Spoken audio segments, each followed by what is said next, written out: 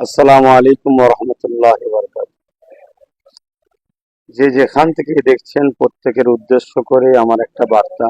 আগামীকাল 27 মে খিলকাপুরে ফুরকাত আহলে সুন্নাত ওয়াল জামাতের ব্যবস্থাপনায় যে ওয়াকফ কালাকানুনের বিরুদ্ধে যে প্রতিবাদ সভা এবং এই আবহাওয়া চারিদিকে ঝড়পানি হচ্ছে, এতে হয়তো অনেক মানুষ দ্বিধাদ্বন্দ্বের মধ্যে পড়ছে।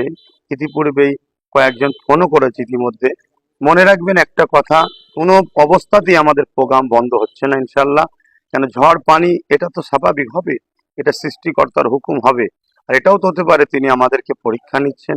আর আমাদের আন্দোলন সংবিধান বাঁচানো এবং ইসলাম ধর্মের ঐতিহ্য মসজিদ মাদ্রাসা কবরস্থান খানকা যেটা ওয়াকফ সম্পদ, এটাকে বাঁচাবার লড়াইয়েতে এই সামান্য ঝড় পানিকে দেখে আমাদের পিছিয়ে গেলে বা ঘরে বসে গেলে এটা আমাদের চলবে না।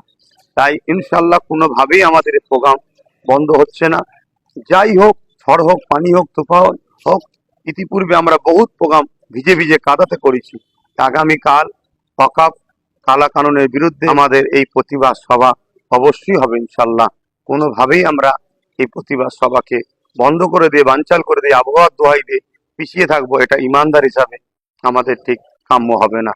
আশা রাখছি আমার ভালোবাসার মানুষ যেভাবে বিগত দিন আমার ডাকে সাড়া দিয়েছেন, আগামীকালকে 27 মে মঙ্গলবার খিলকাপুর মাঠে আপনারা সকলে আসবেন। সুস্থ থাকেন, ভালো থাকেন, আল্লাহ হাফেজ।